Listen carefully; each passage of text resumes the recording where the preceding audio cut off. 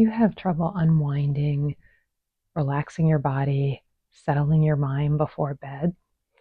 In this bedtime yoga practice, I'm going to lead you through some very basic stretches that will help you feel calmer and move into a restful, restorative sleep.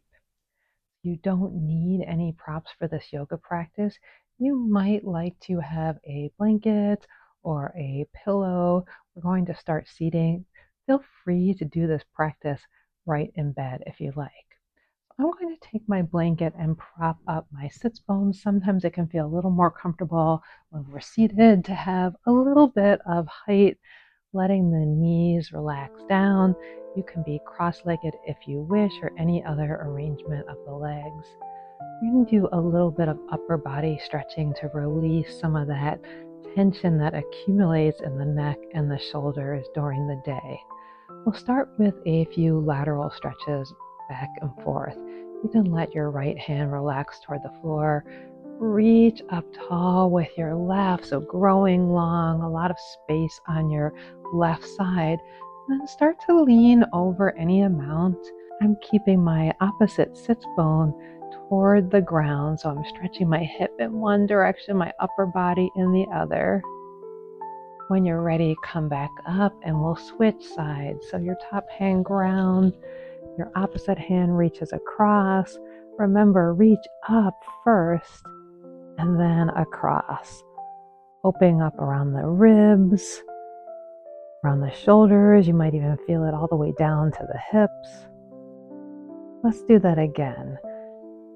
Perhaps this time you try to breathe in as you reach up. Exhale as you reach over. And the next breath in takes you up tall. Option to lift both arms up. And exhale toward the second side. We'll do one more time each side, adding in a little variation. So breathe in and reach up. Exhale, center, setting yourself for a moment. Okay, then we'll go again to your right. Breathe in and reach out with your left hand. Reach over. We're going to stay here. Bend your elbows so that you cradle your head a little bit and reach with your forearm, with your elbow. You might feel that you can just naturally reach a little further. You can let your arm go back towards straight. One more big reach. Come back up through to center, and we'll do the second side. Last time on this side. Reach up first with your right arm this time. Reach over to the side like we've been doing. And then we'll take that little head cradle, changing just the thought, just the idea or the imagery of the reach, reaching our forearm and the top of the head a little more. And then you can extend that arm once again. Maybe your bottom arm bends as you reach a little further. Breathe in, reach up, settle back into the center. All right, a little bit more for the neck. Let's just do a quick check, see how the neck is feeling. Move it back and forth a few times. So the neck and shoulders are connected. We're going to stretch them both at the same time.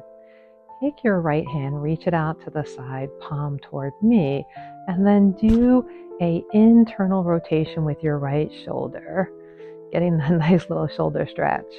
And we'll take the back of the hand toward the lower back.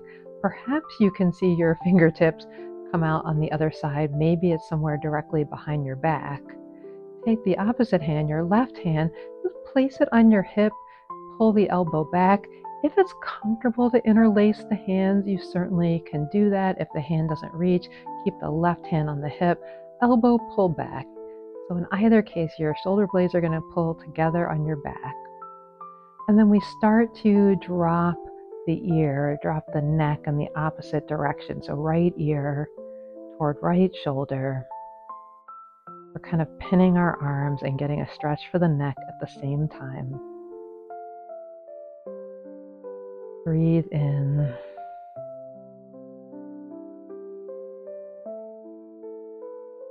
You can add to the feeling of relaxation by after you take a natural breath in, take a long, slow breath out.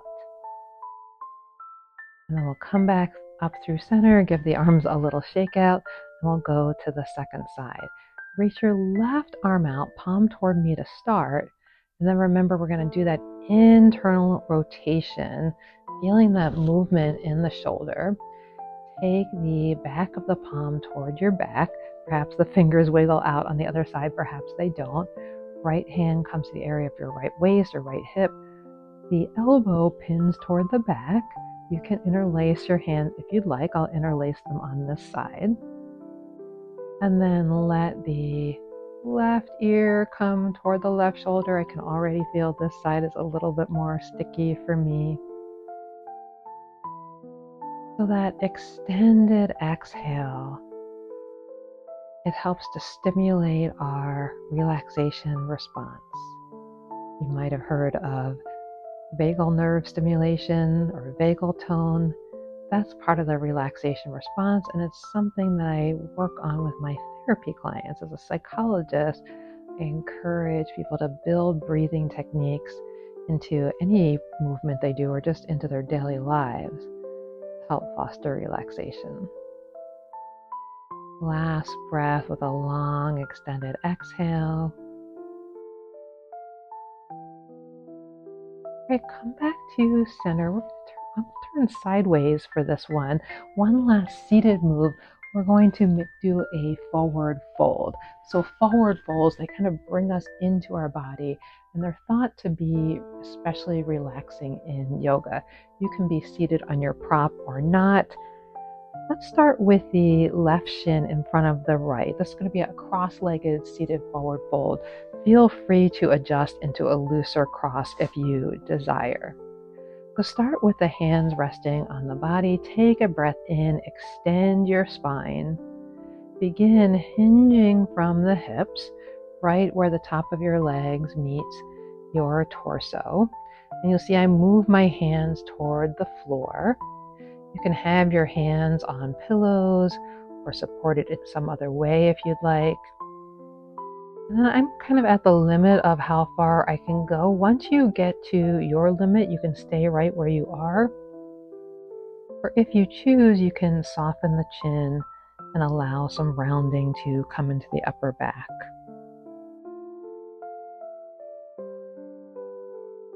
A few breaths here, again using that extended exhale breathing if that works for you. I love a cross-legged seated forward fold because I can feel it start to stretch and open my low back and into my hips. Last breath. Walk your hands in to come up. And then we'll do that with the other leg crossed in front. So simply switch the cross of your legs so that this time the right leg is crossed in front. Wiggle your sits bones to touch the ground. Start with your hands resting on your body or on the floor. That hinge forward. No need to force it, just coming to wherever you naturally reach. You might stay there for a moment and explore. I'm feeling this a lot more in my right hip than I was in my left. And then you have the choice whether to keep this more upright or to let your chin, your upper back softly round.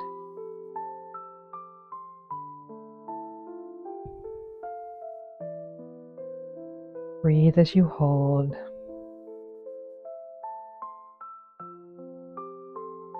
Allowing the exhales to be a little bit slower, longer.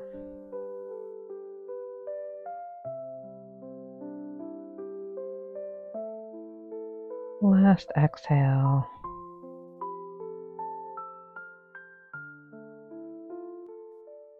And then walk your hands in. We'll make our way toward lying on the floor. You might want to have your blanket or pillow nearby for this next. Okay, we're now on the floor. I'm using my blanket under my head for a little extra cushioning there. You can use a traditional pillow if you'd like. Feet are on the floor, knees are bent. We're going to start with a figure 4 shape for our feet. I'm going to take the left ankle and cross it over the right thigh. Stay here for a moment. We're encouraging the knee to move away, external rotation. You can take it back and forth a few times. Everything that we're doing is gentle, not forced. Now for this practice today, in maybe a more active practice, we lift the bottom foot. Instead of doing that, we're going to sway our hips side to side. So keeping this shape, you roll to one hip and then roll to the other hip. This is a wonderful movement to encourage space in the lower back, to bring some gentle stretch to cranky or wonky hips.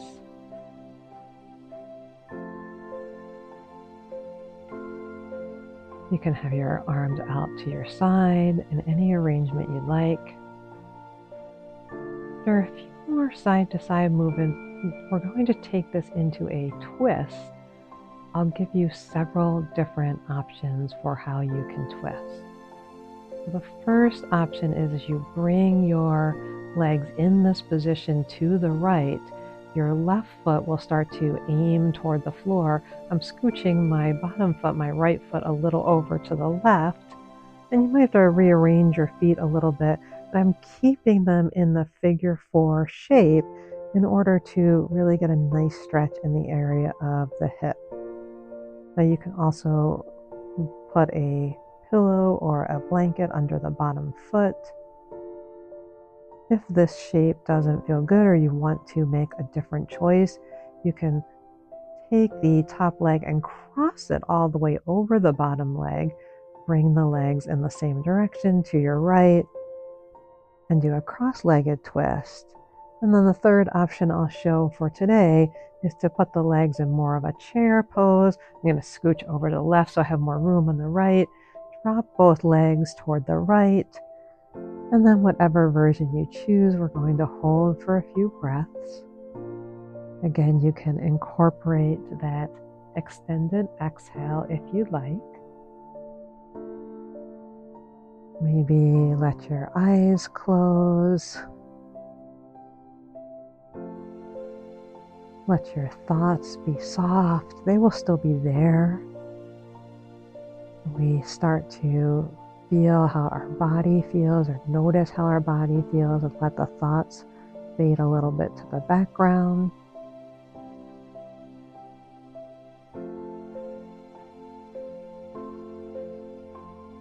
And then we'll slowly start to move back toward the center, perhaps one leg at a time, recentering yourself if you've moved on the mat. And on side 2, we'll start with that same figure 4 shape, remembering first thinking about the external rotation.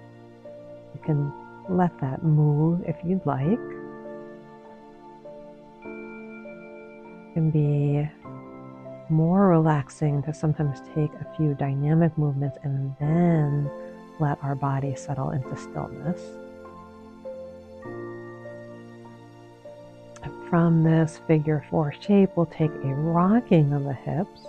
So it's kind of like your windshield wiper pose, but with the legs in the figure 4 arrangement.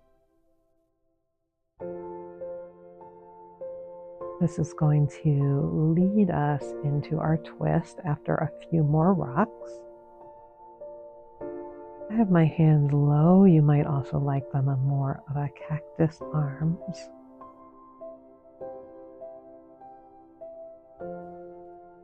All right, one more time to the right, and then next time to the left.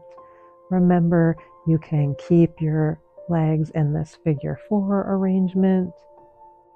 You can cross the top leg more over the bottom, take it into a cross-legged twist, or you could uncross the legs completely and take it into a stacked leg or a double leg twist. I think I'm going to cross my legs for this side. Just felt good to do it that way. It doesn't have to be the same on both sides. I also like to take my hand on the same side and maybe rest it on my leg just to encourage a little bit more release while reaching the other hand in the opposite direction. You can turn your head in whatever direction feels better or releasing for your neck. Again, eyes can soften. Breath softens and grows slower on the exhale.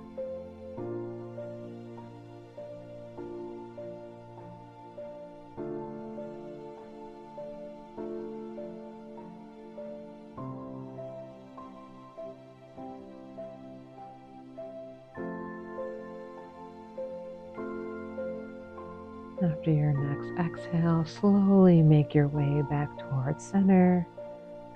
Recenter as needed. Adjust your pajamas. All right, one more pose for tonight before we relax into sleep. I'm going to take my blanket and shift it from under my head to under my hips. So this gives a little bit of lift. We're going to do both a forward fold, reclined, and a gentle inversion. No worries, you'll see how simple this is going to be. So with a little support, a pillow, a blanket under your hips, you'll bring one knee, then the other towards your chest. Now, you might notice this shape is like an upside down child's pose. You can have your knees closer together or feel free to take them wide. It's a forward fold because we're hinged from the hips with our legs and our torso coming closer together. So there's flexion there. We don't usually see a lying pose as a forward fold, but it absolutely is. So this is your first option, staying here, holding the knees in toward your chest with knees wide or knees closer together. Just like in child's pose, you have a choice. You can take this alternatively into a waterfall or legs up the wall without the wall shape by lifting both feet toward the ceiling. You can rest your hands on your legs or let them relax down. So this is the inversion part where our feet are clearly higher than our hearts.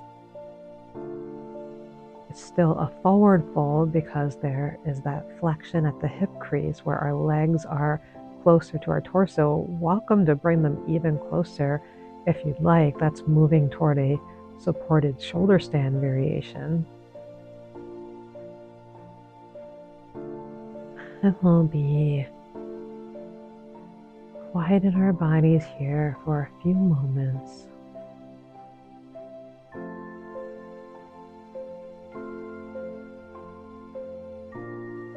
Allowing that softness and quietness in our bodies to encourage more resting in our minds, more ease in our thoughts.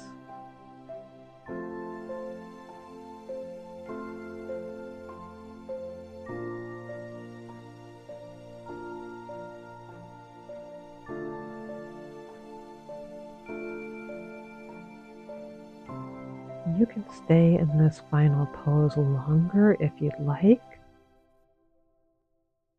You can also bring your knees down and stretch your legs out longer, coming into a traditional Shavasana, or perhaps coming right into your sleep position if you're now ready for bed.